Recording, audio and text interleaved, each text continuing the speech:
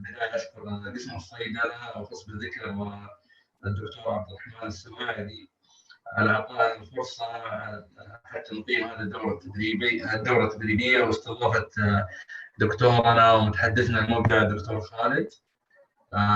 كمان أحب أرحب بإخواننا المتواجدين في دورتنا هذا اليوم، هذه الساعة مباركة. نتشرف بكم الصراحة في صحة الطائف، وإن شاء الله نستمتع بدورتنا هذا اليوم بإذن الله. طيب، السلام عليكم ورحمة الله وبركاته. أهلا وسهلا الجميع، حياكم الله جميعا في موضوعنا الجديد. والحمد لله دائما نجدد ونحب يكون عندنا كل يوم حاجة جديدة. اليوم موجود معنا هامة وقامة في علم الصيدلة. معنا الدكتور خالد الجعلي، أستاذ مساعد وصيدلي أمراض معدية ورئيس شعبة الأبحاث بين التخصصات الصحية بجامعة الملك عبد العزيز ومستشفاها، زميل فخري بجامعة أريزونا الولايات المتحدة الأمريكية. حيتكلم اليوم الدكتور عن ما يحتاجه الصيادلة معرفته عن علاج الدوائي لكوفيد 19. تفضل دكتور، عندك عامل شير سكرين والمايك عندك، تفضل. طيب، يعطيك العافية دكتور طارق. بس تخليني أقدر أشارك السكرين. sure. يعطيك العافية. It's yours now. أيوه، ممتاز.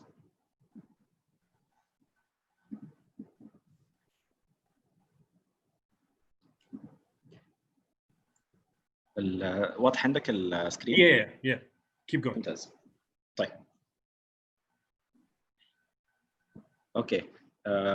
So again, thank you very much for the kind invitation, and I hope this presentation is going to be beneficial for pharmacists, especially during this difficult pandemic. So the title is what pharmacists need to know about the pharmacotherapy for COVID-19.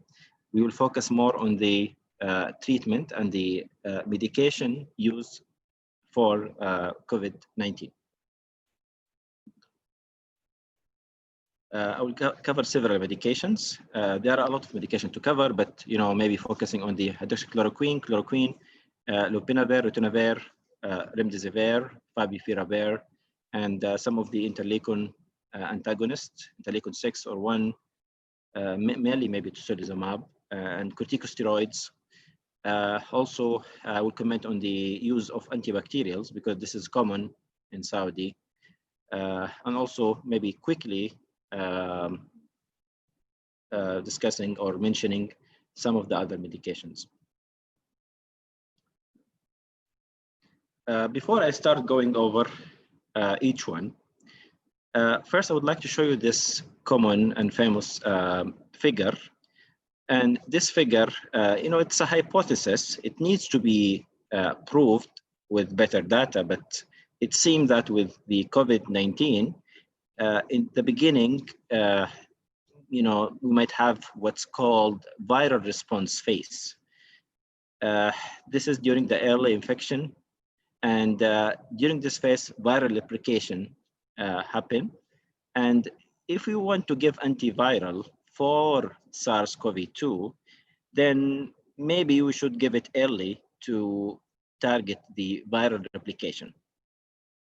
If we give it late, maybe the antiviral might not work best. And also, if we give, for example, anti-inflammatory during the early phase, likely it's not going to be helpful.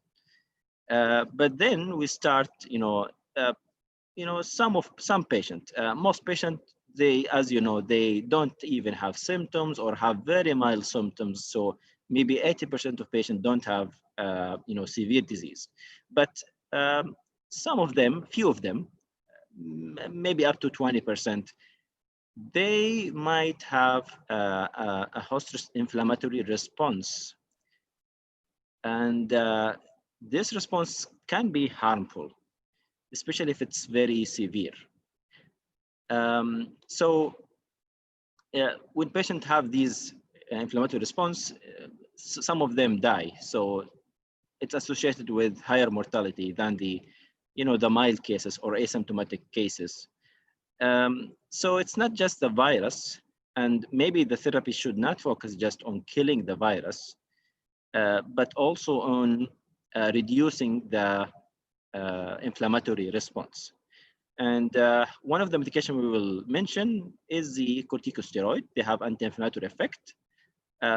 Likely they're not useful for patients without high inflammation, patients who don't need any oxygen. Actually, they might even worsen the case because they might increase the viral replication. But if you give it to a patient with severe disease with hyperinflammation, then it might be helpful. So keep that in mind. So maybe anti-inflammatory may be helpful later for the severe disease, and during the early phase, maybe antiviral. We need to prove this, of course, with better evidence and randomized clinical trials. This picture just show you some of the target of the COVID medications. So, for example, some of them work on the interleukin, like tocilizumab, outside, and some of them work inside. For example, chloroquine, hydroxychloroquine, inhibit viral entry and endocytosis by several mechanisms. And later you will have also the chymotrypsin, like protease, which is inhibited by protease inhibitor used for HIV. And some medication inhibit some later steps, like RNA-dependent RNA polymerase, like remdesivir, favipiravir. So we have different mechanisms to prove whether a drug works or not. It doesn't only depend on the mechanism. Of course, we need clinical evidence.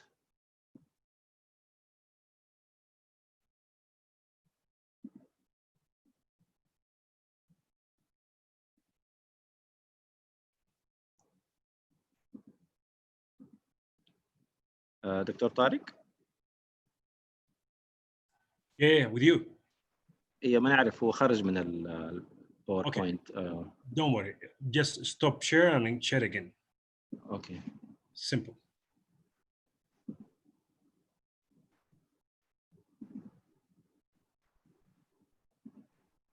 Yep.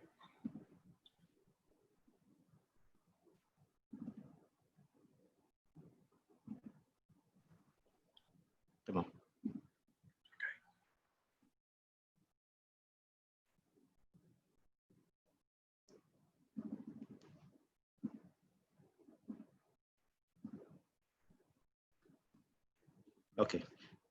Okay, sorry for that. And now I'm going to start, talking about each one.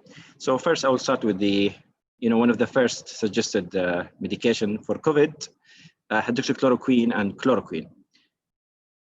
So those are old medications. They are not new, and they are available since the 1950s, and they were used for malaria, and especially hydroxychloroquine later used for example, some rheumatic or autoimmune disease. Both of these medications are metabolized by the cytochrome B450 to the same metabolite. Okay, so they are from the same class. Each of them have some antiviral activity, and their metabolite have some antiviral activity. That's why they have been tried in several viral infections, but most of the time they don't work clinically. For COVID-19, they tried it, and we will see and go over some of the clinical trials. Hydroxychloroquine is preferred. It appears to be more potent, but the main advantage is that it seems to be safer. Both have, long half-life. The mechanism of action, we said it has some antiviral activity, some direct effect via inhibition of pH-dependent steps of viral replication, via alkalinizing inside the cell and impairing the viral receptor glycosylation. And also they have immunomodulatory activity, which is why we use it in, for example, rheumatoid arthritis. They might reduce cytokine production and inhibit toll-like receptor signaling. do we have these medication in Saudi? Yes, we have several approved product by Saudi FDA, several chloroquine product. You can notice that, you know, some of the chloroquine product, they might say 250 milligram or 150 milligram. Be careful, these are not different dosing. So sometimes it's about the base and the salt. So be careful when you deal with chloroquine. So conversion, as pharmacists, you should know that there is a conversion. Don't confuse the salt with the base. So chloroquine 500 equivalent to 300 base, and 250 equivalent to 150. Most important for chloroquine, but as you know, it's not the main one used. Mostly, I think we use in Saudi and several countries hydroxychloroquine due to availability and safety. With regard to the dosing, I don't think the main issue is the dosing, because the main issue, does it work or not? This is the main thing. Yeah, but these are some commonly used doses. The first dose is based on in vitro study, and the CDC, American CDC, 400 PO 12 hour for the first day, and then 200 every 12 hour for 5 days, maybe longer in more severe cases. But again, does it work or not? This is the main issue. However, if we used it, maybe this is one of the common doses and has been used, I believe, in the Saudi MOH protocol. But there are other doses, as you can see, by the US FDA. You know, in French, Gottfried Philippe, you know, they use their 200 Q8. In Tang et al., they used very high doses. I wouldn't recommend using those doses, even if the drug was effective. These are high doses, you know, 1200 milligram daily, you know, for 3 times, then 800 daily for 2 to 3 weeks.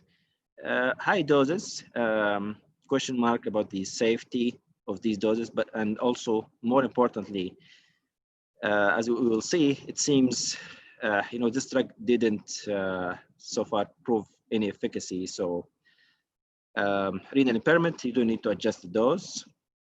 Chloroquine, again, different dosing.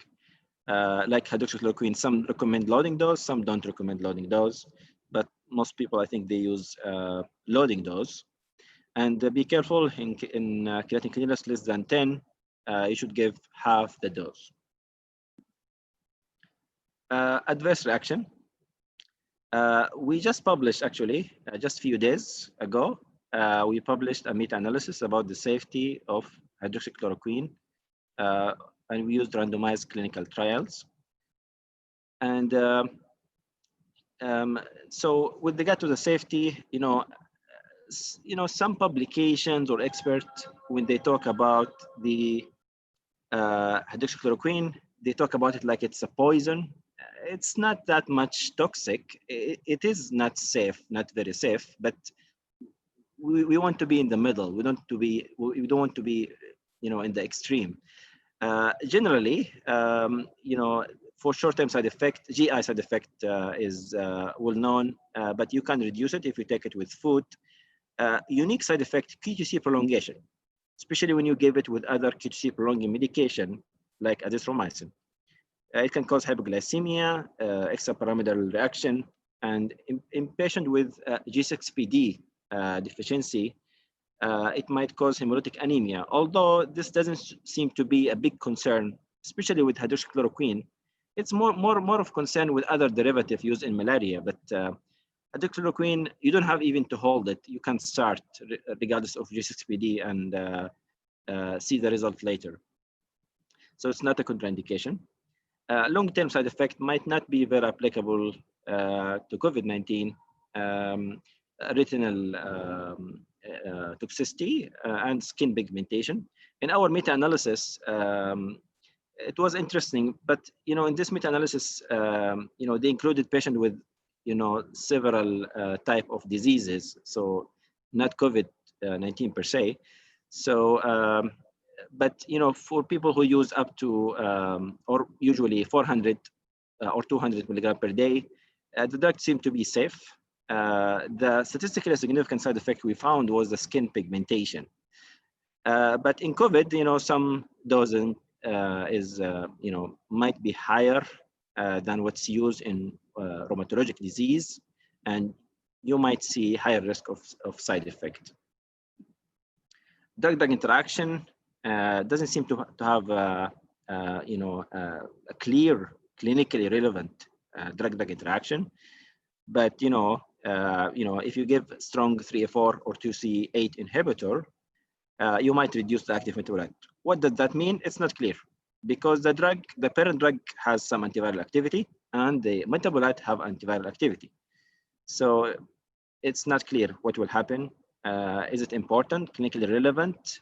It's not clear. The more important maybe interaction is the additive interaction, especially QTC prolongation. Another one important for pharmacists is when you give it with antacid. So you need to separate the hydroxychloroquine from the antacid by about 4 hours. It has other interaction with cyclosporin. It might increase its concentration based on a case report. And with regard to metoprolol, be careful because hydroxychloroquine seem to inhibit one of the cytochrome B. It's the 2D6 subtype, which metabolize metoprolol. And in a pharmacokinetic study, the area under the curve was increased by 65%.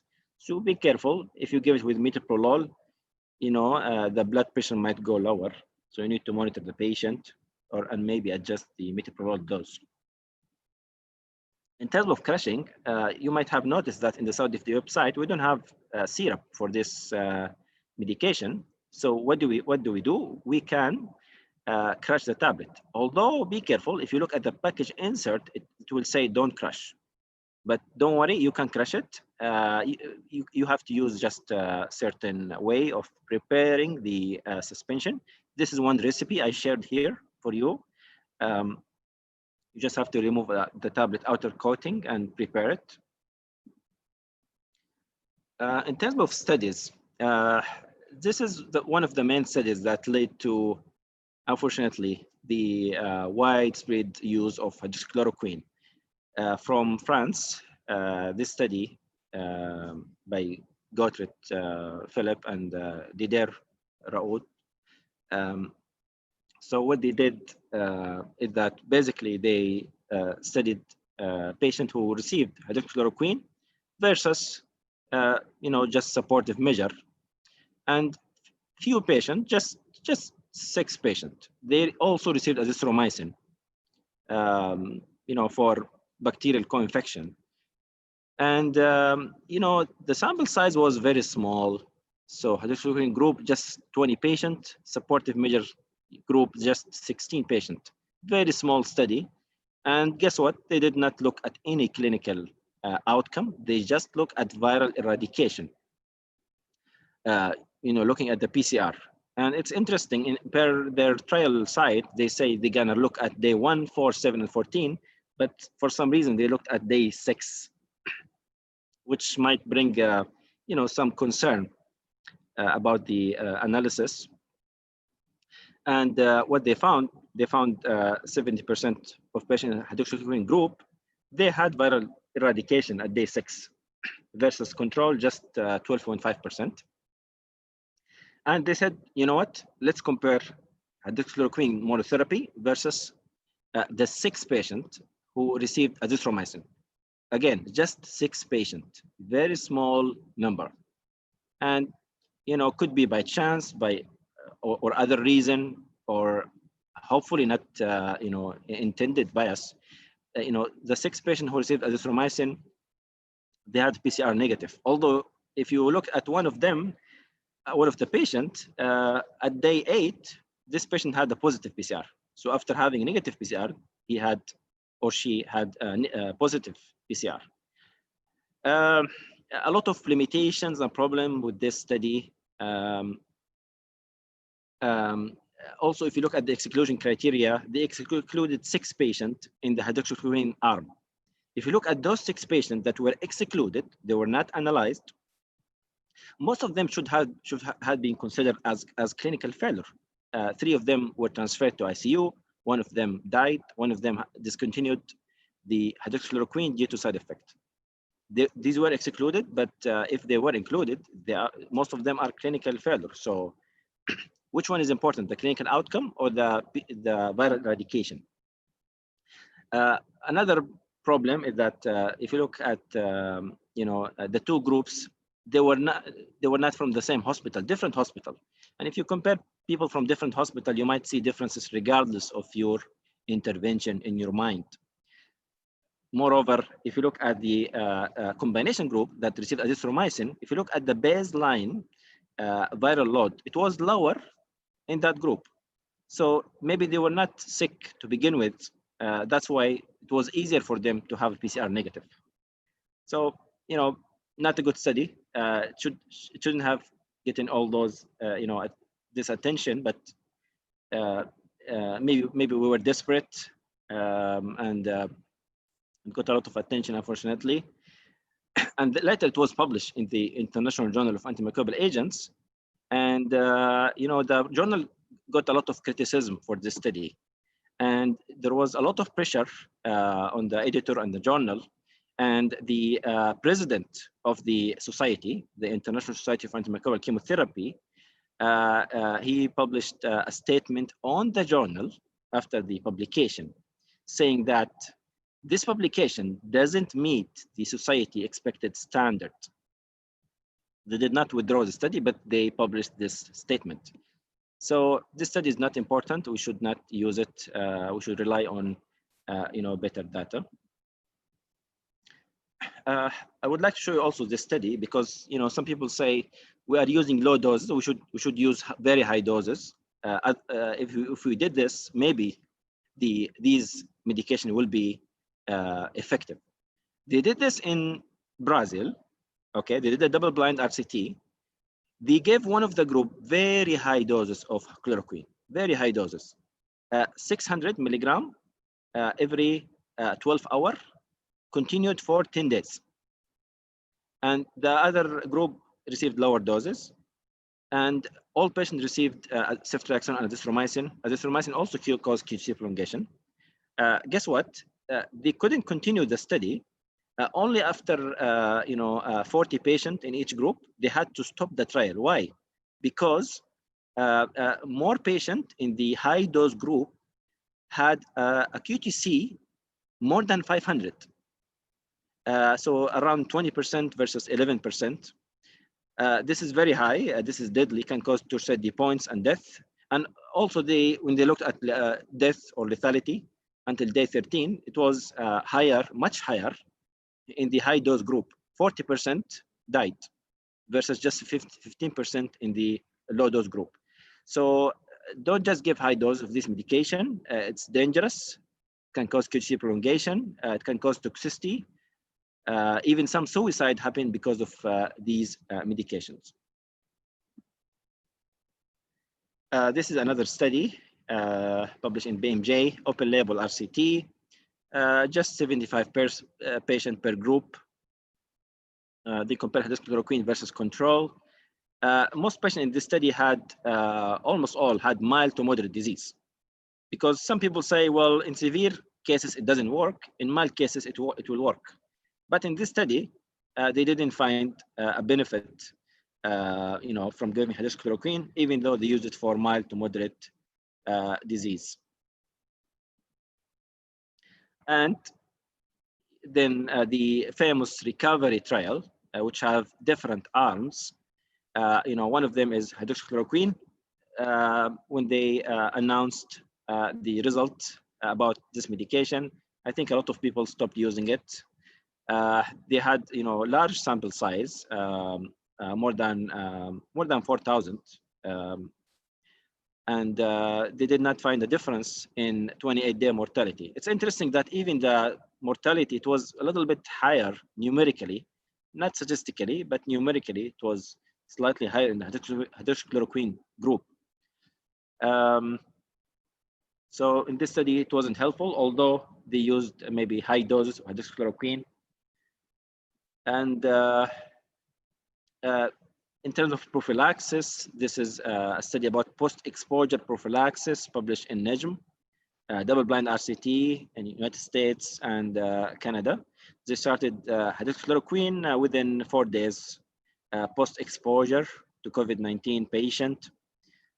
And the dose they used 800 once, then 600 in 6 to 8 hours, then 600 daily for 4 additional days. They had more than 400 patients in each group. And the incidence of new onset compatible with COVID-19 was not statistically different between the 2 groups. Side effect was, it was higher in the hydroxychloroquine group, although they didn't find a serious adverse event. So post-exposure, it didn't work. For treatment, it didn't work.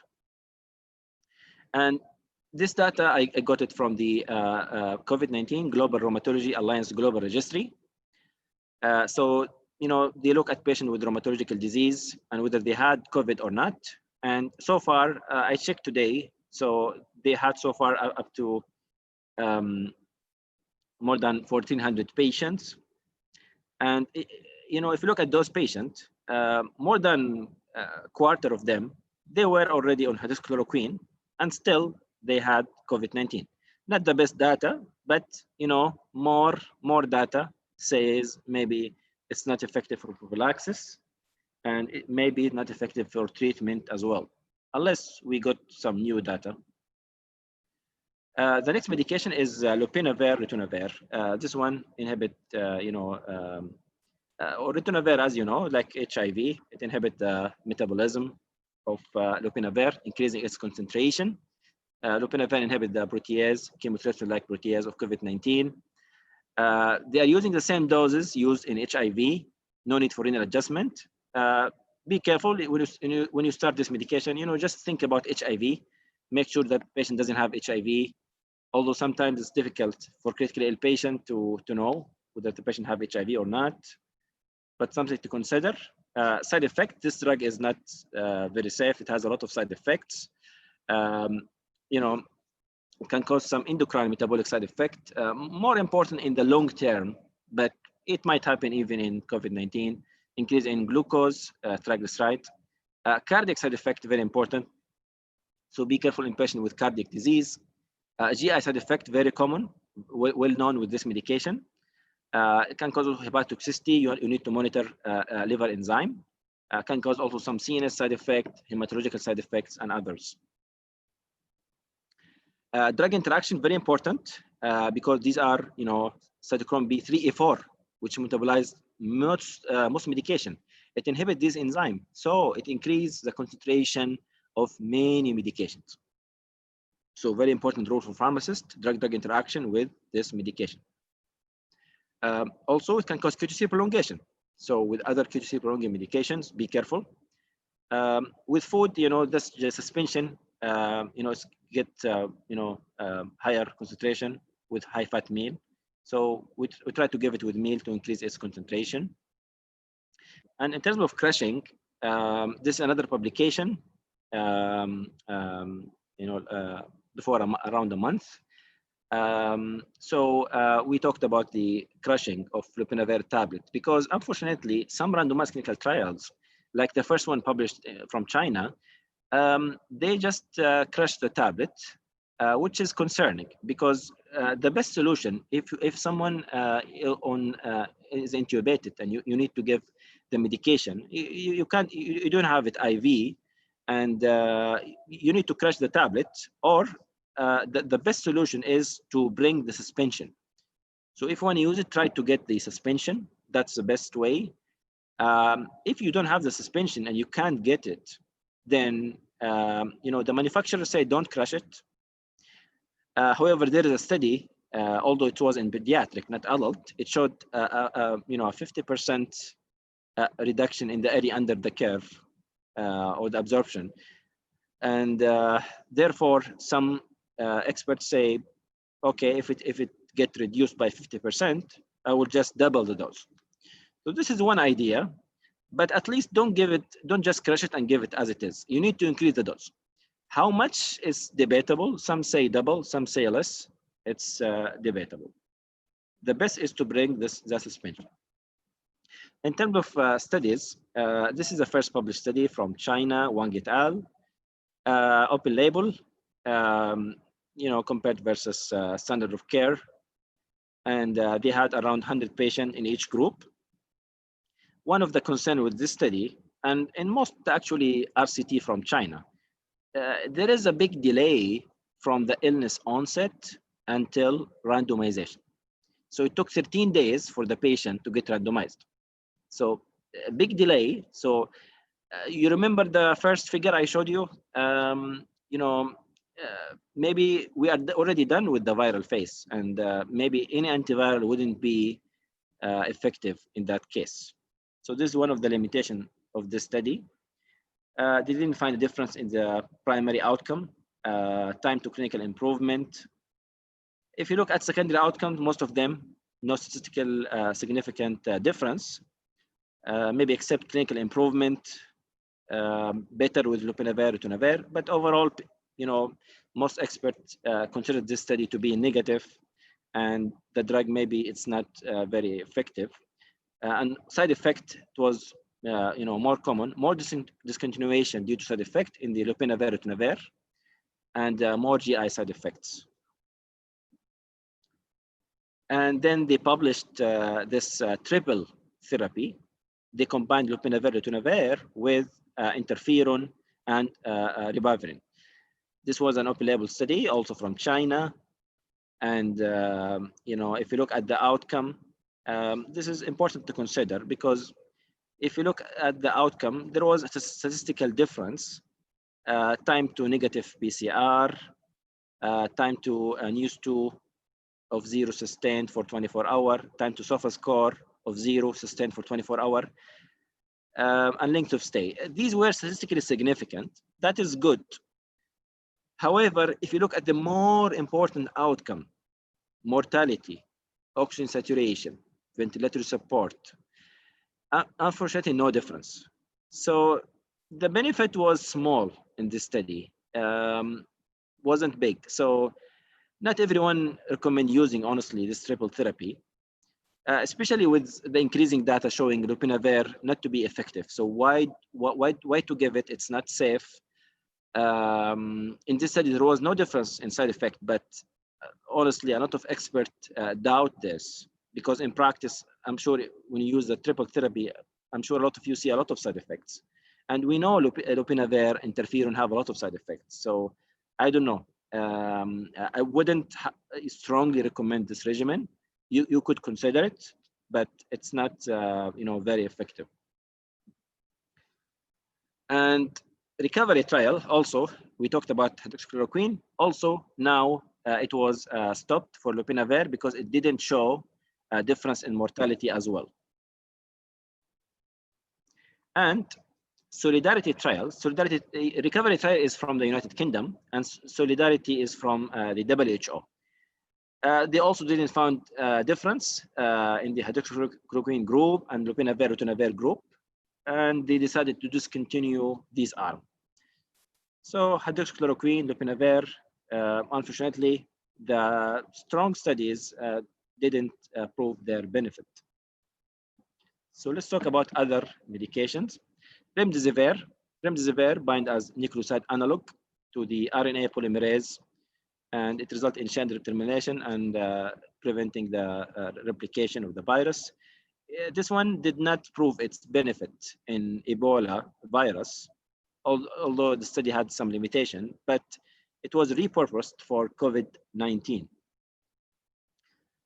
And this study was first published by Wang et al. From China. They looked at patients with severe COVID-19, and in this study, they did not find a difference from the medication. However, important point to consider first, in their sample size calculation, they planned for more than 400 patients. In reality, they included, I think, around 250 patients. So they had to terminate the study early. So they did not reach to the statistical power they hoped for. Other limitations, they permitted giving lopinavir, ritonavir, interferon, corticosteroids. So maybe this reduced the benefit of the medication. Another point, as I mentioned with the lopinavir study, again, there was a delay until enrollment, 16 days. If you look at the outcome, time of clinical improvement, it was not statistically significant. If you look at the other outcomes, also no difference. On the same day, you know, the US study, it was announced, as you remember, by Dr. Fauci, that the drug is, you know, it's helpful, and they announced the study, you know, before even finishing the study on the same day. You know, by now, a preliminary report of that study is already published. Here is the study published in NEJM. It was a double-blind RCT in United States, Europe, and some Asian countries, including patients with severe COVID-19. And, you know, they used remdesivir 200 milligram on day 1, then 100 Q12 hour for 10 days. They permit use of other, you know, anti-COVID-19. Sorry, yes. So these are the results. If you look at the results, you know, their primary outcome, this was an adaptive trial, so they had to change the primary outcome. And the primary outcome, you know, is not the strongest outcome. It's not like mortality, for example. They included more than 1,000 patients, which is, you know, a good sample size. And if you look at the recovery time, it was shorter in the remdesivir group. So 11 days versus 15 days, 4 days different. If we talked relative, that's 30, I believe 35%. This is good, but you know, we hoped for you know stronger outcome, more clear, a big difference in mortality, for example. That didn't happen. Also, if you look at the subgroup analysis, the benefit was found in which patient? Only those who received oxygen.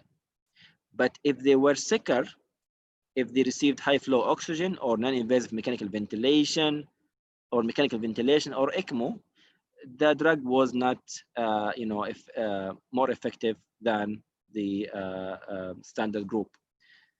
So it only benefit patients who received oxygen. So it seemed if you use it late, maybe it won't work. So you have to give it maybe early when the patient is starting to receive oxygen. Maybe during that stage, give it. But later, it won't help.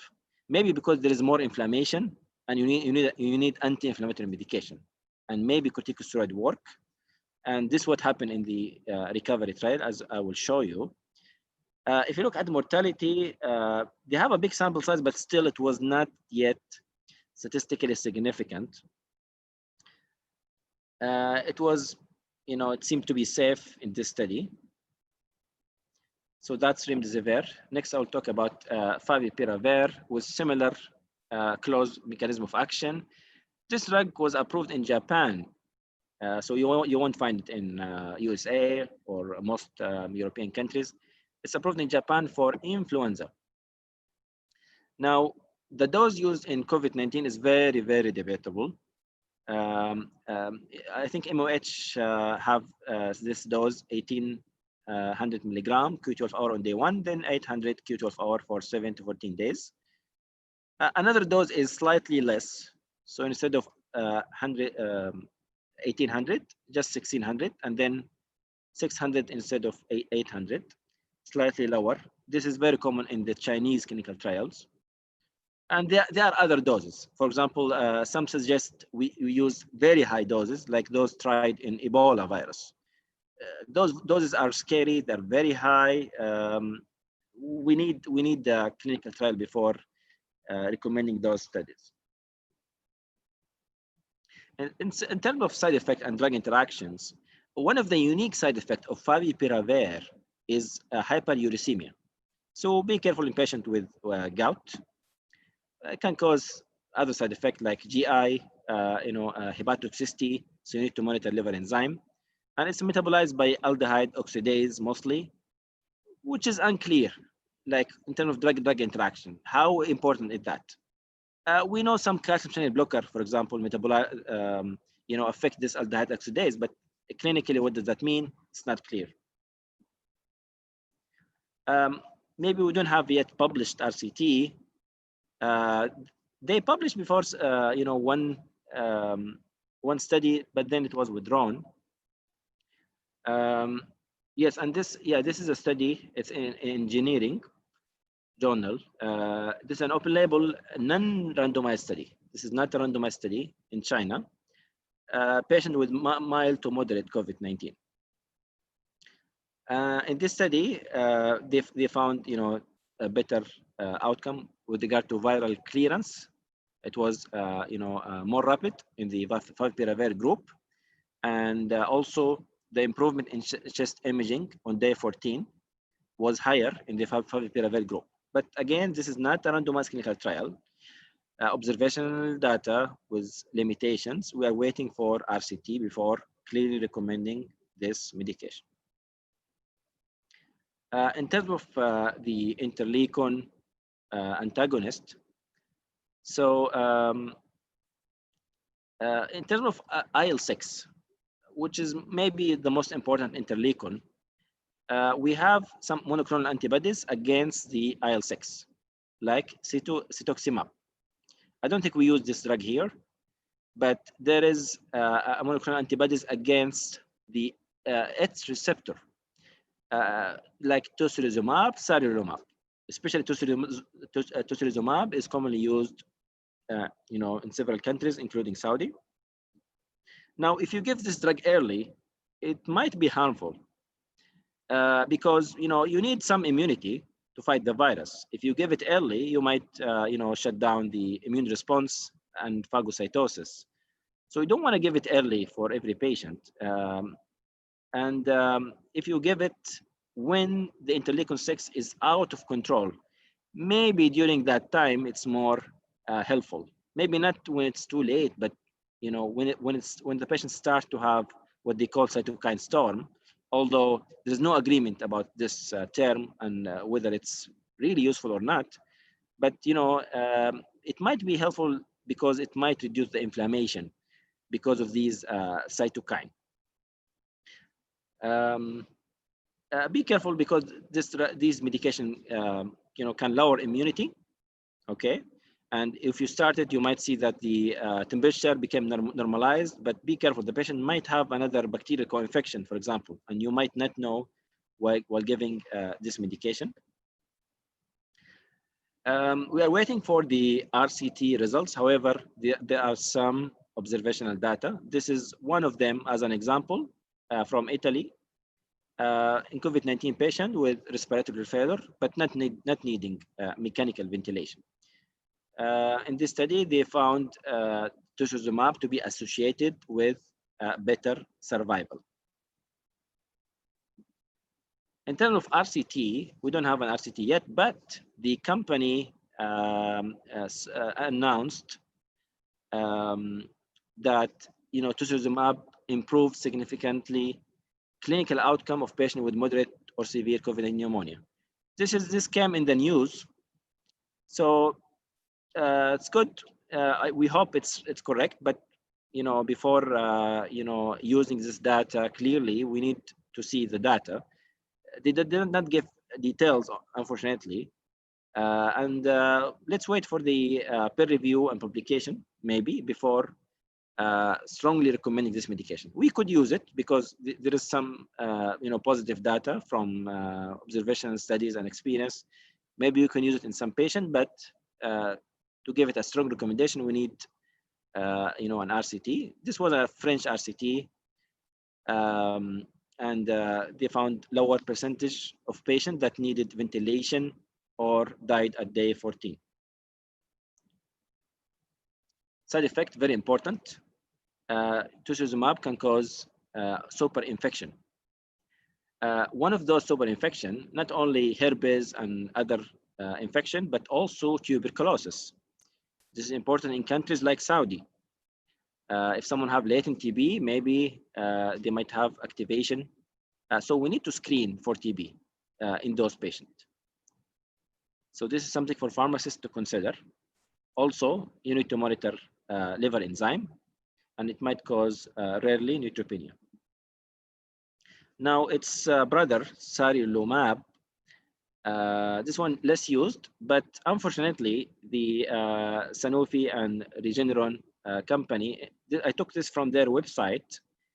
They announced just a few days ago that the phase 3 trial, unfortunately, did not meet its primary and key secondary endpoint. So unfortunately, this drug was not helpful. That was disappointing. And we hope we see different result with tocilizumab. Anakinra, not approved by Saudi FDA, I believe, but some, I think, hospital bring it. This one target interleukin-1.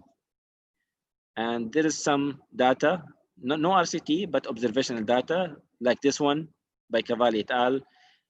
They included patients with ARDS and hyperinflammation, and they found lower mortality with anakinra, 10% versus 44%. Anticoagulant, I will not go over details, but COVID-19 patients, for some reason, they have higher venous thromboembolism rates and D-dimer. So it makes sense to try giving anticoagulant. Which one, which doses, prophylaxis dose or treatment dose, we don't know. We need more research. These are some data on the left. The prophylactic doses, were useful in terms of mortality, and on the right, when they use also treatment dose, it was also beneficial in terms of requiring mechanical ventilation. So it seems to be helpful, but we need more details. We need more details. Which patient need prophylaxis? Which patient need treatment? Some people say, well, if the patient, if they have high D-dimer or critically ill, then I will use high prophylaxis doses. And some people say if they are even sicker, I will use treatment dose. It's not clear. It's all opinion right now. We need, clinical trials to answer these questions. But I think it makes sense to give at least prophylaxis doses for now for COVID-19 patient. Corticosteroid, maybe I have no time to go over a lot of details, but I will refer you to my video on the YouTube. This one is one of the Society of Infectious Disease Pharmacists in the United States. They have a lot of resources for COVID-19. This is one of them in YouTube. So I covered the corticosteroid in about 15 minutes.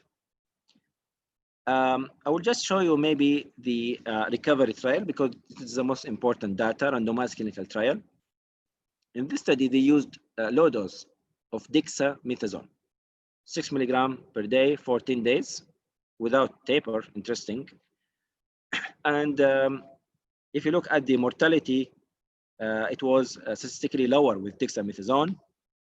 And even the secondary outcome, discharge from hospital within 28 days, receipt of mechanical ventilation, and death.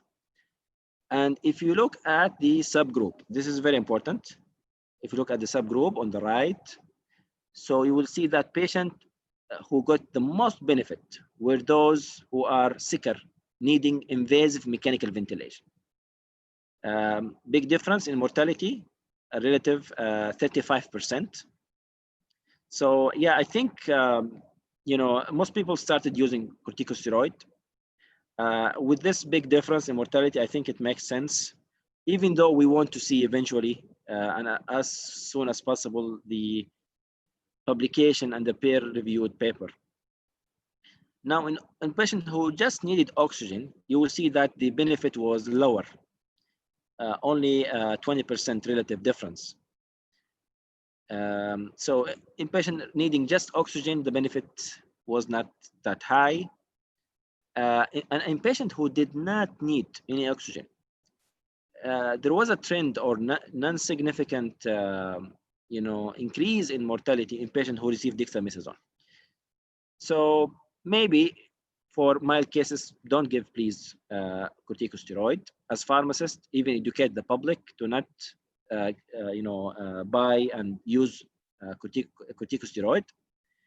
They can maybe make the case even worse. They are immunosuppressant, increasing viral replication. In more severe case, especially in critically ill patient needing mechanical ventilation, I think it makes sense to use corticosteroid, especially in those populations. The last thing I will cover is the infections and the use of antimicrobials, because this is also important for pharmacists to pay attention to. Basically, patients with COVID-19, they can develop secondary nosocomial or community-acquired infection. Some of them are critically ill. Some of them stay longer in the hospital. But also, one of the things with COVID-19 and giving antimicrobial, it actually partially stemmed from our experience with another virus, which is influenza. In influenza, it's true that a good percentage of patients, they have concomitant bacterial infection. So influenza, may be more likely to cause this than other viruses. It's not clear if COVID-19 can do the same. In the beginning, we didn't have a lot of data, so a lot of people just give antimicrobials. But I think more data are showing us that we don't have a lot of concomitant infections. We should not overprescribe antibiotics. Until now, we have limited data on the incidence and prevalence of the bacteria and fungi in COVID-19, but more data are showing maybe the incidence is not high. And it's a problem to overuse antibiotic. If they are overprescribed, that's a problem. It can increase multi-drug resistant organism, which is a big problem. COVID-19, hopefully with vaccine, it's gonna get much better, hopefully, but multi-drug resistant bacteria, they gonna stay with us forever. We can't get rid of them. So we better, maintain their efficacy and try to apply some of the stewardship principles. One of the concerns is that sometimes there is some difficulty in the diagnosis. Remember the figure I showed you in the beginning? Some people have hyperinflammation after a few days, and it's difficult to differentiate between this inflammation and the bacterial pneumonia. So sometimes it's difficult, sometimes it's more clear. And also, many patients with COVID-19, they don't have a lot of cultures like patients without COVID-19, because there is concern about aerosolization of the virus during the diagnostic procedure and when processing specimens. So you will not see a lot of specimens taken from those patients.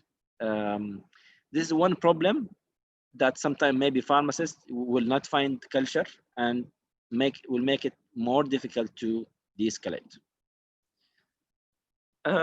This is a nice systematic review and meta-analysis. It shows you that in studies, around 30 studies, unfortunately, more than 90% of patients received empirical antibiotics. That's a lot. That's crazy. And only 7% of them had evidence of bacterial co-infection. So we're giving a lot of antibiotics, but COVID-19 patients seem not to have high rate of co-infection. So we need to reduce this over prescription, and the pharmacists have a big role with that. This is just one study. It's not perfect at all, but just 50 patients in the ICU. They compared patients who received antibiotic versus not. They didn't find a difference in mortality between the two groups. So it's a good start. Not the best data, but it's a good start.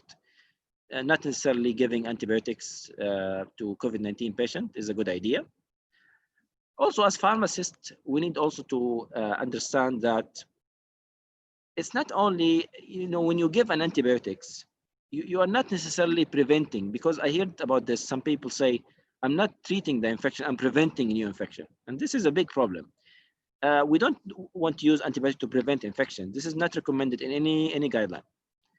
And also, if you give broad spectrum agent, you might think that you're going to prevent new infection, but actually you might cause more infection, new infection, super infection. And this is a meta-analysis we published, I think 3 years ago. And what we did is that we compared only the randomized control trial to reduce selection bias, reduce the confounding. And we compared carbapenem, which is a broad spectrum antibiotic, versus anti-pseudomonal beta-lactam, like piperacillin, tazobactam, cefepime, ceftazidime. And we thought, if carbapenem have a broader spectrum, let's see if it can cause more super infection, or the opposite, if it's going to prevent infection. And guess what we found? We found statistically more super infection in the carbapenem group. So it's not always a good idea to give broad spectrum and to give antibiotics. Sometimes you can cause new infection because you are disrupting the normal flora and allowing the patient to have some opportunistic infection. I will show you some guideline recommendation. They'll comment about antimicrobial. Do they recommend it or not? This guideline by the Surviving Sepsis Campaign have a debatable recommendation, but also they were published, one of the first published guideline in March. If they were updated now, I'm not sure if they can recommend the same recommendation. They said in mechanically ventilated patient with COVID-19 and respiratory failure, we suggest using empiric antimicrobial therapy. Some people say, no, we don't to give all of them antimicrobial therapy. So it's debatable, but at least if you started antimicrobial therapy, they say, we should at least assess for de-escalation daily and reevaluate. And this is a big rule for pharmacists. Look for opportunities of de-escalation. If the patient is on carbapenem, try to de-escalate to something narrower. If you can discontinue, discontinue. If you can shorten the duration of therapy, do that, please. And if you look at the NIH recommendation, this one keeps getting updated. Last time, I think 2 weeks ago, they updated it. They say in patients with COVID-19 and severe or critical illness, even in those patients with severe infection, they say they are insufficient data to recommend empiric broad spectrum antimicrobial in the absence of another indication. So NIH say we're not going to recommend antibiotic like what the Surviving Sepsis guideline recommended. There's insufficient evidence. We need more data. But they say if someone have shock, then yes, give broad spectrum empiric antibiotic. And they say the same if you started the antimicrobial, you should reassess and look for opportunities of de-escalation, and you should do antibiotic stewardship. WHO, these are their recommendation. They say the prevalence of acute co-infection and other infection appear to be low with COVID-19. Because this is published later than the Surviving Sepsis guideline, they comment on this that it seems that the rate is low. And I agree, the rate seems to be lower than influenza. And we should maybe try to reduce giving empirically antimicrobials if there is no evidence of infection. And their recommendation for mild to moderate, they don't recommend antibiotic unless we are really suspecting bacterial infection. But for severe disease, then maybe in those patients, we could use empiric antibiotic depending on the details. And if we did that, they recommend drawing a culture before starting antibiotic and to de-escalate after. One of the most important type of antibiotic used in these patients are targeting community-acquired pneumonia. Because when about a third of patients with COVID-19, they have pneumonia, and it's difficult to differentiate between COVID-19 pneumonia and bacterial pneumonia sometimes. So usually, if you find the patient on antibiotics, most of the time it's for CAP. And for CAP, it can be caused by bacteria or influenza. So if it's during the season of influenza, you could start oseltamivir, and I think in a lot of cases, you could consider oseltamivir for influenza. And for CAP, as you know, the regimen is you give a macrolide or doxycycline for atypical bacteria, and you add beta-lactam, or you just use fluoroquinolone alone, but that's not preferred in Saudi because of TB. They talk again about de-escalation. Again, pharmacist, de-escalation is a big rule for us. If we couldn't prevent the start, at least de-escalate as soon as possible. And also duration of therapy. They recommend shorter duration of therapy, between 5 to 7 days. As you know, even IDSA guideline for CAP, they say 5 days. If the patient improved, if not yet, then you could extend the duration. And they talk again about the antimicrobial stewardship program, and the pharmacist and other healthcare providers have a big role with these programs. Next, I will talk about some interventions to minimize healthcare exposure. Can pharmacists do that? Yes. We are having more cases, and we have a shortage of personal protective equipment. Okay, can the pharmacist help with that? Yes. How? Here are some suggested interventions. First, you could change the administration time.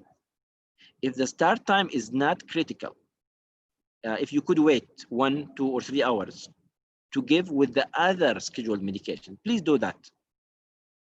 Don't make the nurse keep going into the patient room. That is not good.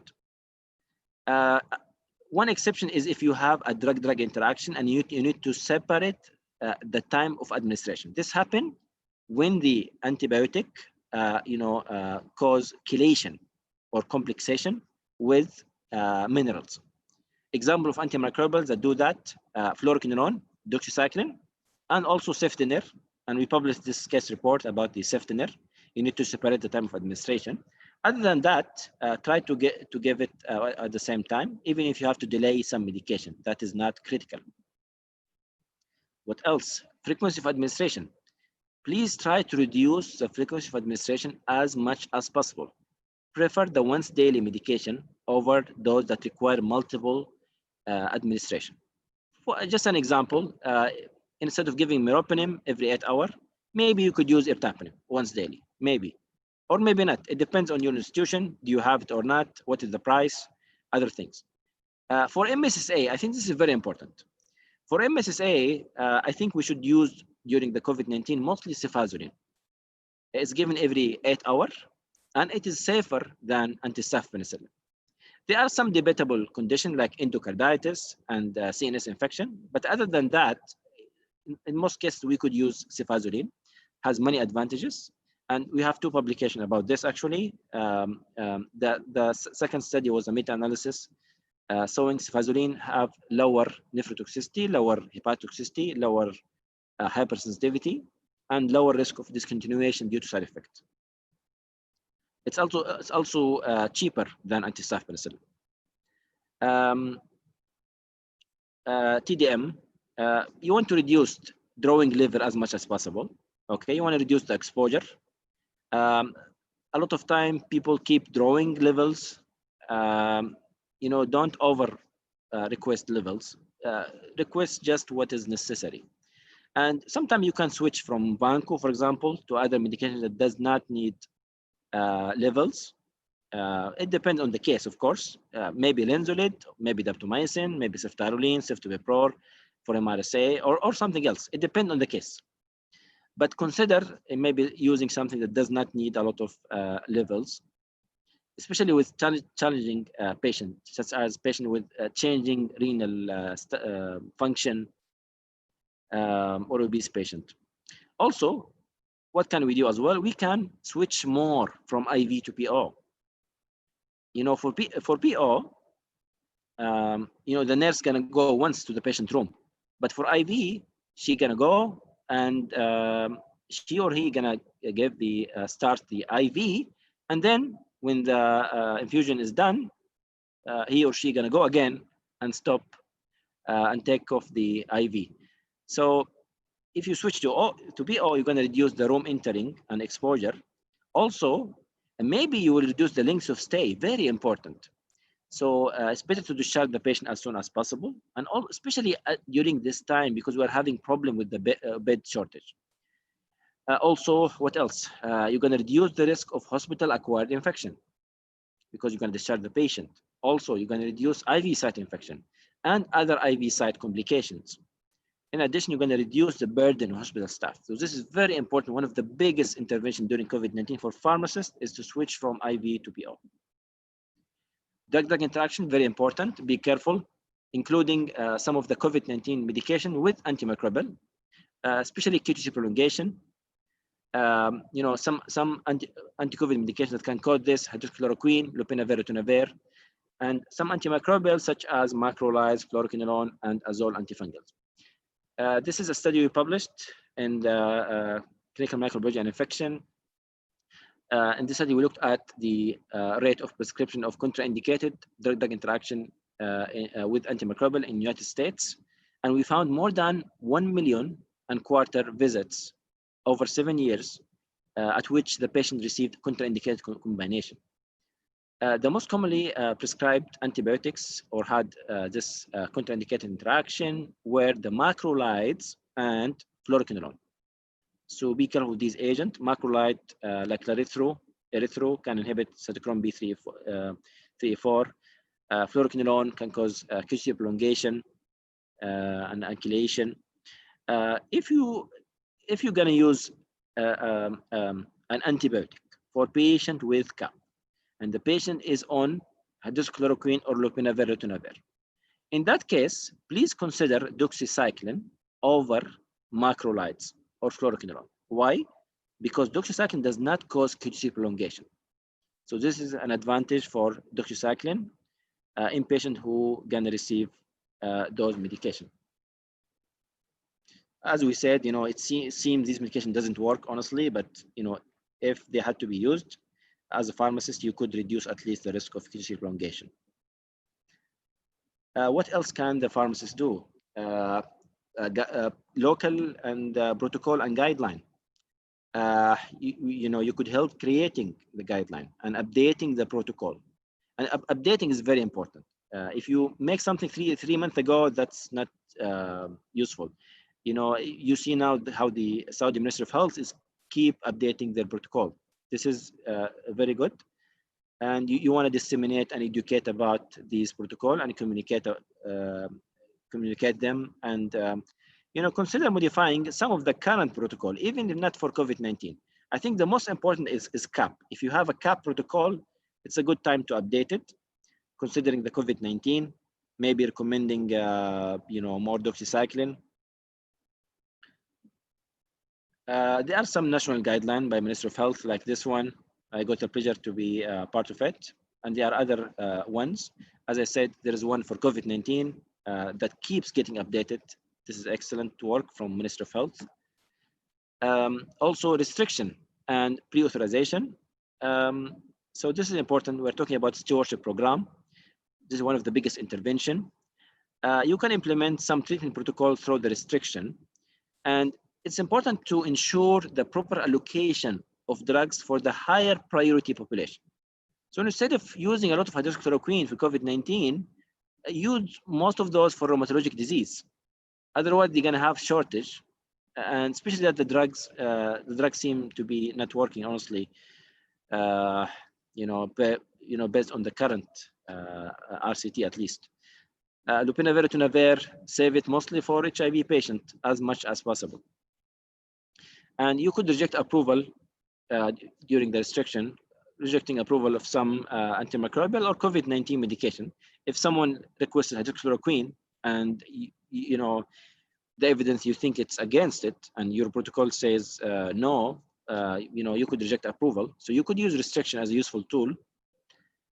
One of the issues during the COVID-19 is that sometime, and I think this happened in most hospitals, to be honest, they relax the restriction of some antimicrobial, which is understandable. They become very busy with COVID-19 and they might relax their usual restriction process. But this can lead to suboptimal response. So maybe pharmacists can help with this, because if infectious disease consultants are less involved with those cases, then pharmacists should be the backup and monitor their use and share any recommendation and intervention. And you can use restriction for medication at risk of shortage. You can restrict those medication as well. So restriction is a useful and core measure of stewardship program. De-escalation, we mentioned it, very important. You can follow up the PCR test result as pharmacist. If it's negative, then the patient doesn't have COVID-19. No need to deal with him as a COVID-19 patient. And if the patient was started on antimicrobial agent just before COVID-19, you can now discontinue this medication, discontinue the antibiotic, and discontinue the COVID-19 drugs once the results are negative, if the patient doesn't have another indication for them.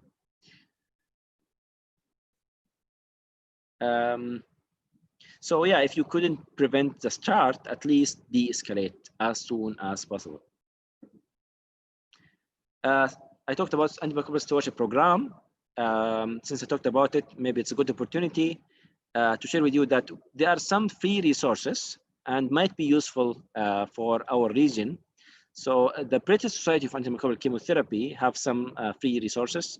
The one on the left is an electronic book by BSAC, big book, and I got the pleasure to co-author chapter 15, which is about stewardship in developed countries. Several points mentioned in that chapter. I think it's very useful for our region. And the one on the right is a recent course by the BSAC. It's an antibiotic stewardship program course for the Gulf, Middle East, and North Africa. So this is made for us. It has some lectures. I got the pleasure to give one of those lectures. It's free. You can go to Future Learn and find it there. And it's a big topic, but I try to cover as much as possible briefly. I hope you enjoyed the presentation and learned something. And thank you very much again for the kind invitation. And I think we might have some question now, Dr. Tariq, maybe? Yeah, sure. We're going to discuss about the questions. We're going to receive all the questions in the box of the Q&A. You can see there's a box. Okay, Q&A. Please, if you have any questions, all right, just typing there. We're going to receive it and we're going to answer it. Please.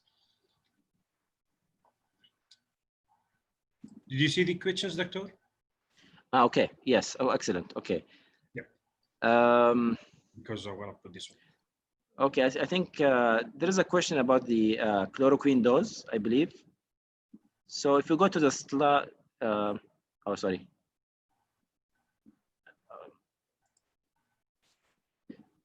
Do you want to share again? Okay, no problem. If you want to share no, that's fine. So there's a question about chloroquine dose. So mostly we prefer, honestly, we prefer the hydroxychloroquine. Chloroquine dose, you could go to the Ministry of Health's protocol. You could use that, but in general, there are several dosing suggested. Which one is better? It's not clear. To be honest, I think most patients don't need chloroquine or hydroxychloroquine, to be honest. But if you're going to use it, they are different dosing. Most of them, they seem to recommend 500 Q12 hour with or without a loading dose of 1 gram. So 1 gram, then maybe 500 Q12. I think this is the most common dose used. And what else? Okay. Yeah, so there's a question about dexamethasone for COVID-19, if it's used as an injection or tablet. Well, if you look at the recovery trial, actually they used both. They used IV and oral. So, and dexamethasone is available both as IV and oral. So, and it has good absorption. So I would say if the patient can tolerate oral medication, is not critically ill, getting other oral medication, we could use the oral dexamethasone.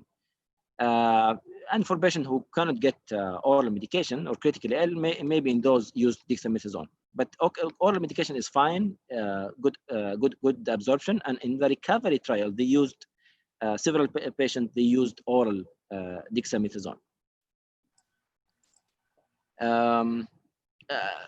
about the giving the medications, any COVID medication for patient without symptoms, I would not recommend giving any COVID medication, not chloroquine, not others. If someone doesn't have symptoms, please leave this patient alone. A lot of patients don't have symptoms. You know, just leave them, just supportive care. No need to give them anything. If you give them medication, it will not help and it might harm them. The more sick patient, it's debatable. So we are waiting for the clinical trials to give us a better answer, which one work, which one doesn't work. But to give chloroquine for someone who doesn't have symptoms, it might harm the patient without benefit. They're asking you about the resource. Which resource? Yeah, I think they mean the lecture. How can they give the lecture? Okay, so the lecture, is it recorded? I'm not sure. Yeah, it's recorded in YouTube and even in our platform. Okay, excellent. Both of them. Thank you very much. They can go and see it again. Oh, awesome. Okay, excellent. So you will have the lecture, not just you can see the slide, but you can also hear the lectures. So that's excellent. Exactly. Thank you very much. Exactly. Yeah. There's another question. هل تنصح بإعطاء الكلوروكين لمرضى الكوفيد بدون أعراض؟ أيوة جاوبته. Yep. There's a question about I think hypertensive patient diabetes. Which the first choice of them?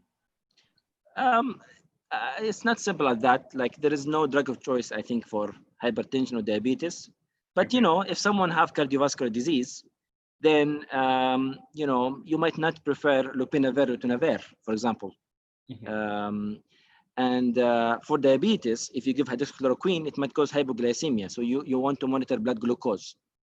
So yeah, something like that. And if you give corticosteroid also as well, corticosteroid can cause sodium water retention.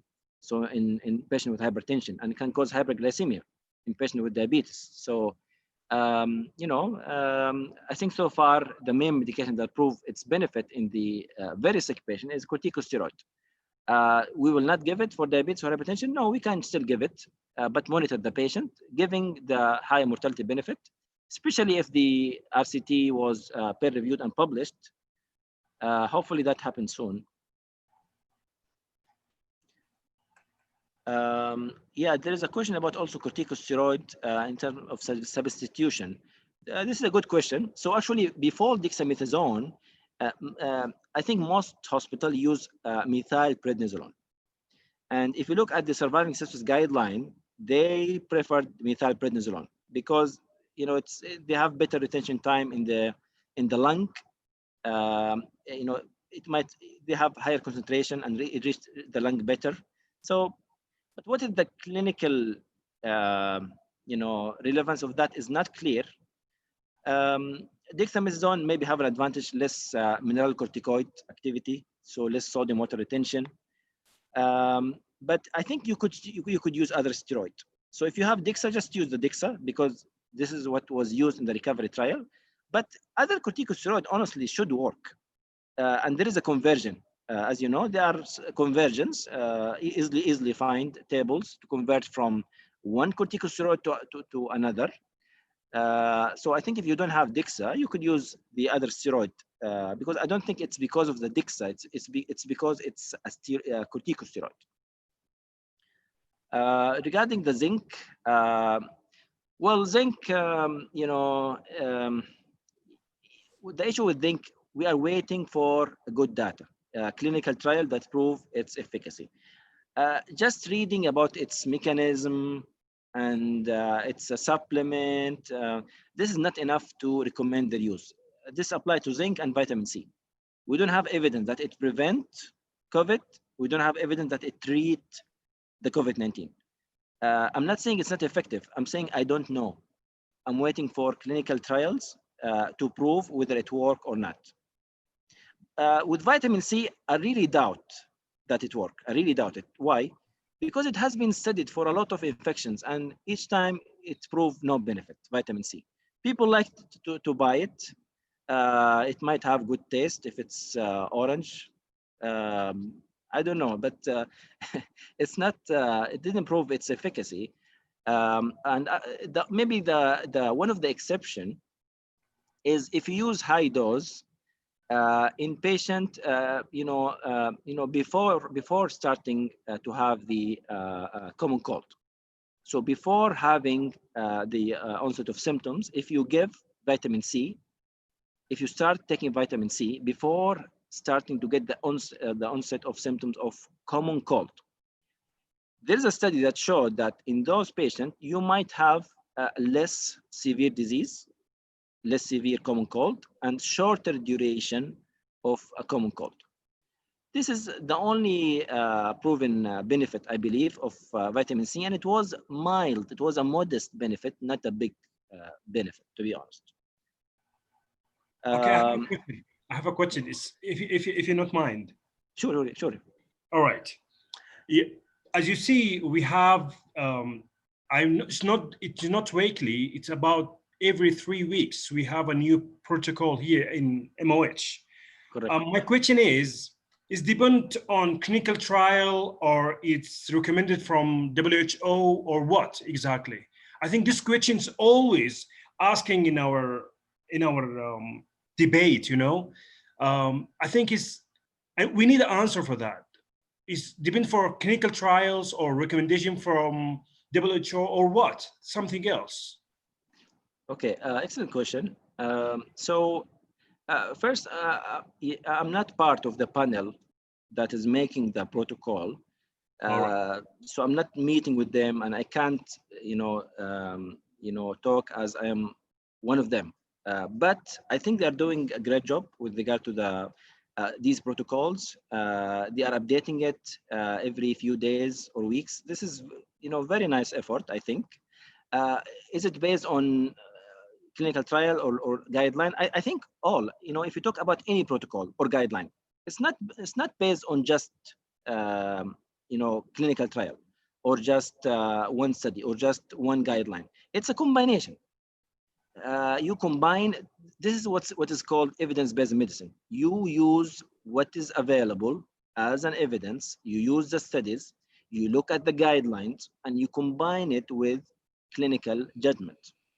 So I believe they are doing this. They're trying to apply evidence-based medicine. Of course, in the beginning of COVID-19, we did not have any clinical trial. Yeah. So they can't make a protocol based on clinical trial. So maybe they were based on maybe guideline recommendation, maybe a lot of opinion, expert opinion at that time. But after that, later, when we had more studies, they started to change it based on the new study. And I have seen some quick changes in the Ministry of Health guideline protocol after publication of some studies after only a few days, which is excellent. So they are following the new studies and guidelines, and it seems they are using it to update the protocol, which is, I think, excellent. And we need more, just not only COVID. We need more of this, I think, even in other infections and syndromes. Okay. I think we answered this one about the vitamin C and vitamin and zinc. Zinc is already okay. There's a question about the antimicrobial, and I like the questions about the antimicrobial because Me too, because I'm a bacteriologist, by the way. Exactly, yeah. So your goal and my goal as a pharmacist is the same. We want to reduce MDR, bacteria, right? Yeah, exactly. Yes. So one of the questions says, they are seeing, prescription of piperacillin and tazobactam, or ceftriaxone sometimes. What is the reason? We discussed this partially in the lecture. It's difficult to diagnose and differentiate between the inflammatory phase of the COVID-19 and bacterial pneumonia, because COVID-19 can cause pneumonia and bacteria can cause pneumonia.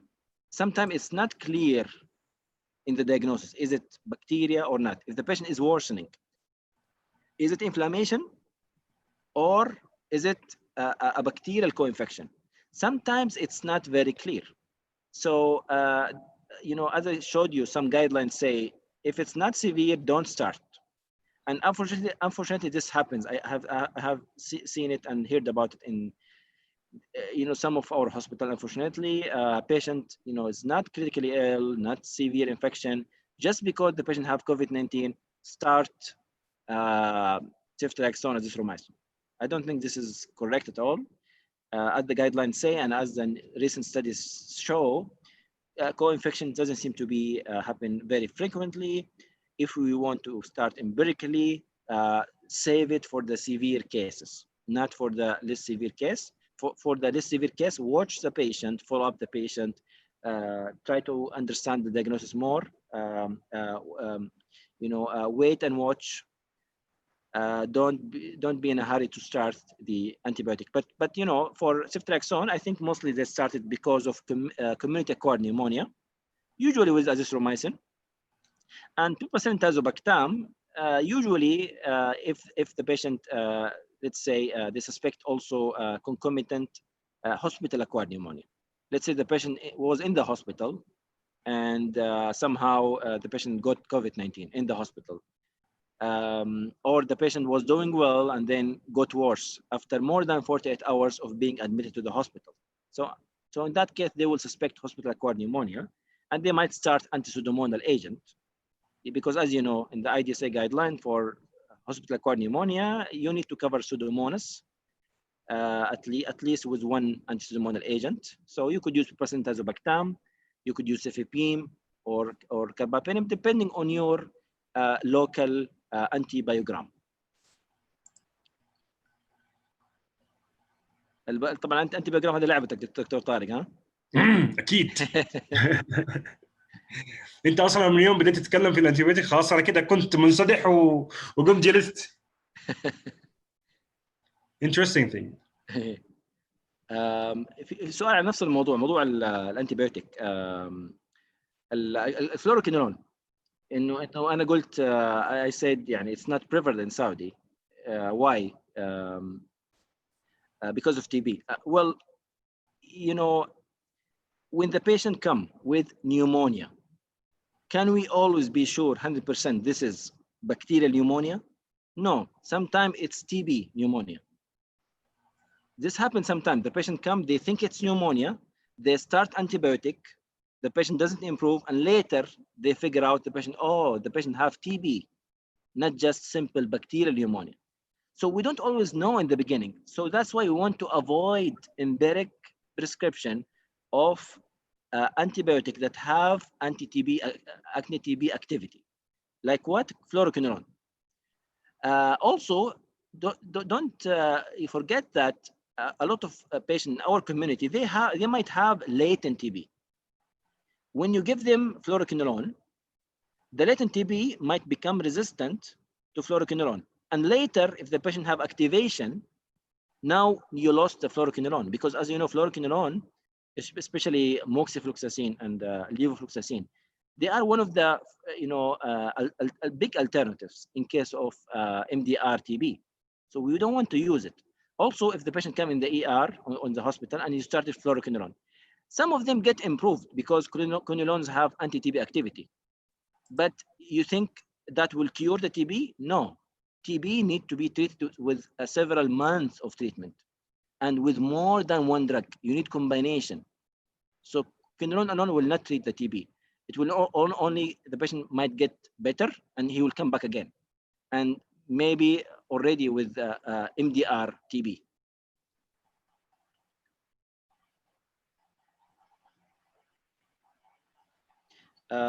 Yeah, there's another question about also the how to differentiate between the inflammation and the bacteria.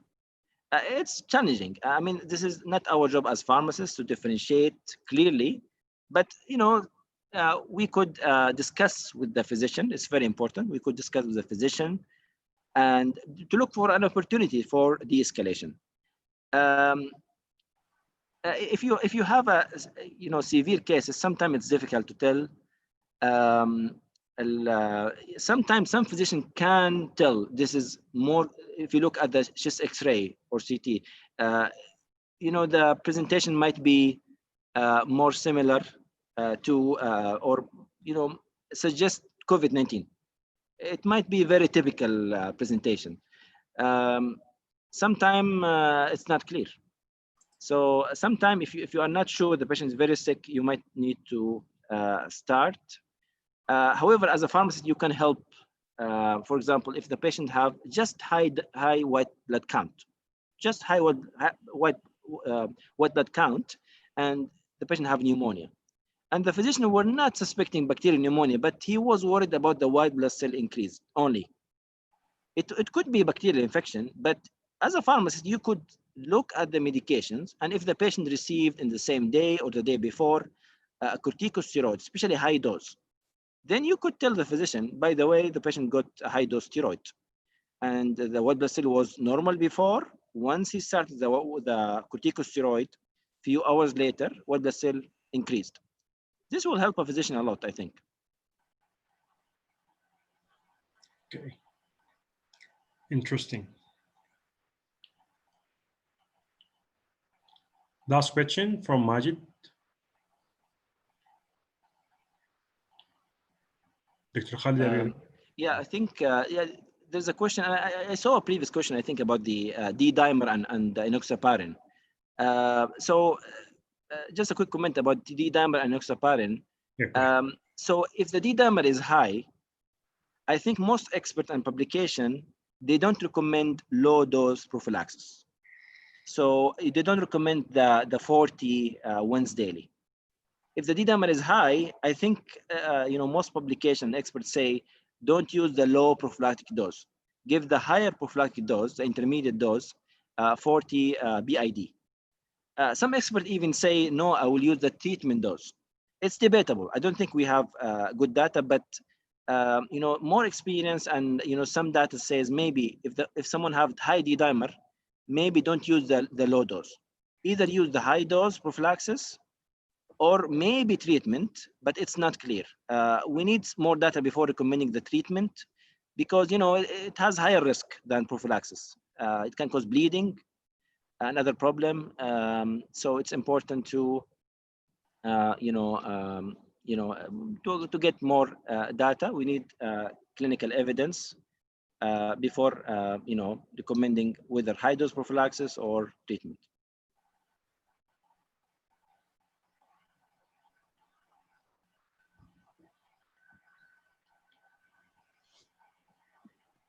Okay. تمام كده يا طارق? Yeah, I think it's we have to closing now. Thank you very much. Thank you for your time. Weekend. I think it's a pleasure. I don't know how I can say, but no word to say today because we are very happy to being with us this night. Thank you very much. Thank you. And I will give the mic to Dr. Abdulrahman Al-Saudi. He's with us now. Okay, Abdulrahman. السلام عليكم. السلام ورحمة الله وبركاته. الخير دكتور. حياك الله دكتور. كيف حالك؟ أولاً الله يعطيك ألف عافية، بخير جزاك بخير. وشكرا على الدعوة وشكرا على المحاضرة الجميلة والقيمة جدا كما توقعنا، يعني ما شاء الله تبارك الله. شاكر ومقدر قبولك الدعوة، وأنت دائم داعم ودائما موجود في كل مكان ما شاء الله تبارك الله. تعليق بسيط على الدكتور خالد تكلم عن الانتي كوغولانت، وراح يكون معنا محاضرة بإذن الله في سلسلة المحاضرات هذه القادمة. راح نتكلم عن الكوفيد 19 associated coagulopathy. أيوة، راح نتكلم عن الموضوع ذا بالتفصيل مع الدكتورة سناء بإذن الله. فشاكر ومقدر الدكتور خالد، ونراك إن شاء الله في ملتقيات أخرى. شكرا دكتور عبد الرحمن، وتشرفت حقيقة بالدعوة، وشكرا للحضور. كل واحد حضر أشكره. الوقت متأخر يوم خميس مستمتعين يعني ما شاء الله تبارك الله. العادة إن إحنا آخر السيشن الأعداد تنزل، ما شاء الله الأعداد ما نزلت كثير يعني. مستمتعين صراحة، مستمتعين جدا مستمتعين. لي الشرف والله، جدا سعدت يعني وتشرفت، وأتمنى يعني لو معلومة واحدة صغيرة كانت مفيدة يعني أكون مبسوط جدا. يعطيكم العافيه. نورتنا والله يا دكتور، شكرا. سامحونا علي قصور. انا زعلان على صاحبك، ما كلمني عليك من اول. يلا لا يلا سووا بينكم تعاون وابدا. والله يعين. الله يبارك فيك. استاذ عمر انت موجود؟ دكتور عبد الرحمن عامل لي ستيورشيب، عامل لي ريستريكشن. بالعكس والله نرجع لك بكل كبير وصغيره. الله يسعدك يا رب. حبيبي. السلام عليكم ورحمه الله وبركاته. اهلا وعليكم السلام ورحمه الله. شكرا يا دكتور خالد، الله يعطيك الصحه والعافيه. طبعا الدكتور خالد انت غني عن التعريف، ما شاء الله، استاذ مساعد وصية امراض معديه ورئيس شعبه الابحاث بين التخصصات بجامعه الملك عبد العزيز. الله يعطيك الصحه والعافيه. تشرفنا بالامانه في وجودك معانا في روم، يعني مقدرين العمل اللي انت قاعد تقوم سواء في اعمالك الخاصه، وكمان تقيم لنا دورات تدريبيه. الله يعطيك الصحه والعافيه، واتمنى انك توعدنا بانه ما تكون هذا اخر دوره واخر لقاء. هذه شهاده شكر صراحه، انا اعتبرها قليله بحقك الصراحه، واتمنى انك يعني تقبلها مننا شهاده شكر باسم مديريه الشؤون الصحيه. لقاء الدوره الجميله والممتعه اللي انت قدمتها لينا. نشوفك على خير ان شاء الله في دورات ومناسبات اخرى وفي ظروف افضل ان شاء الله. ان شاء الله.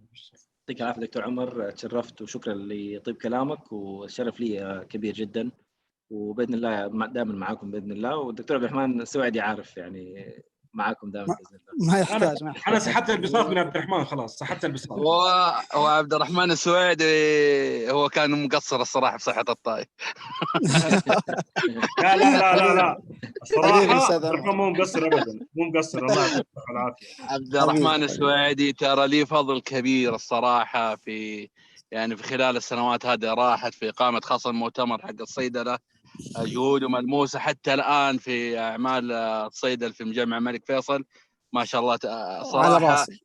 احنا صحه الطائف نفخر الصراحه لما نشوف زملاء لينا سعوديين مجتهدين تحصلهم في كل مكان وفي كل زاويه، يقدموا الغالي والثمين بالنسبه لهم. الله يعطيك الصحه والعافيه اخوي عبد الرحمن. بارك الله فيك.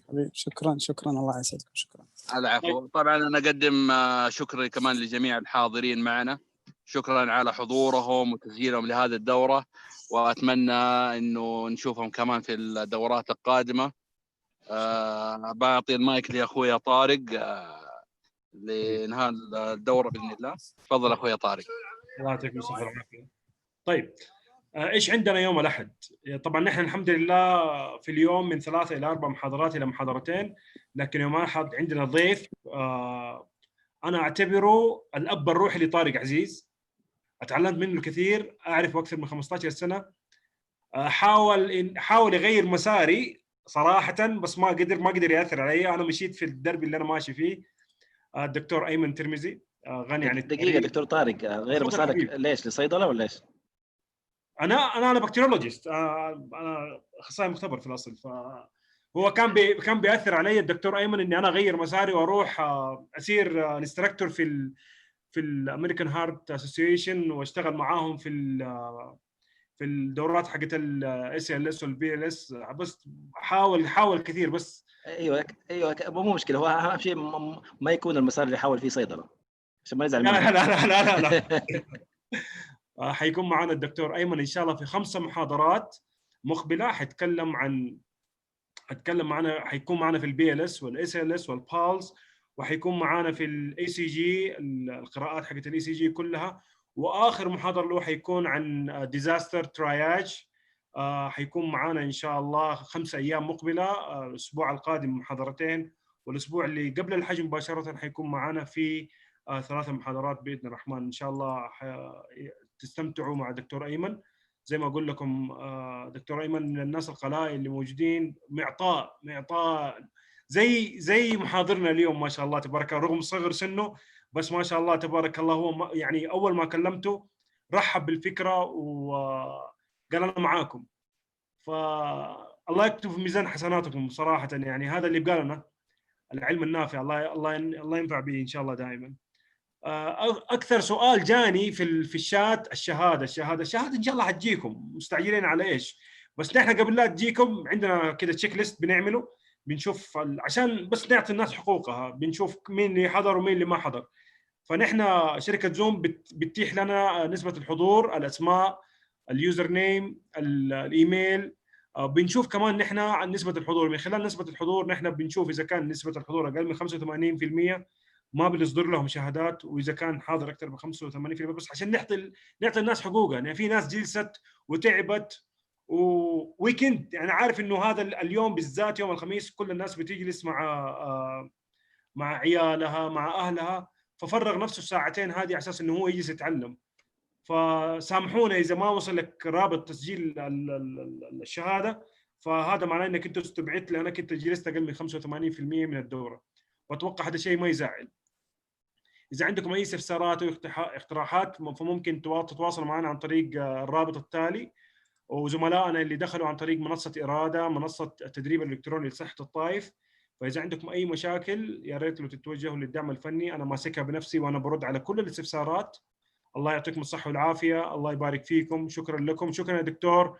اذا عندك اي كلمه تختم فيها المايك عندك اتفضل.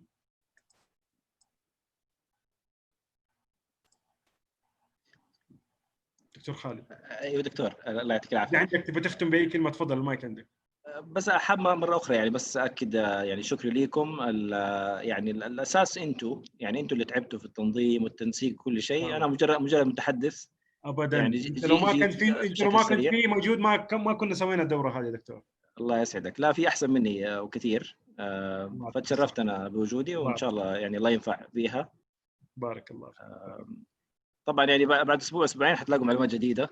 كل اللي قلته حيصير outdated. صحيح. هذا العلم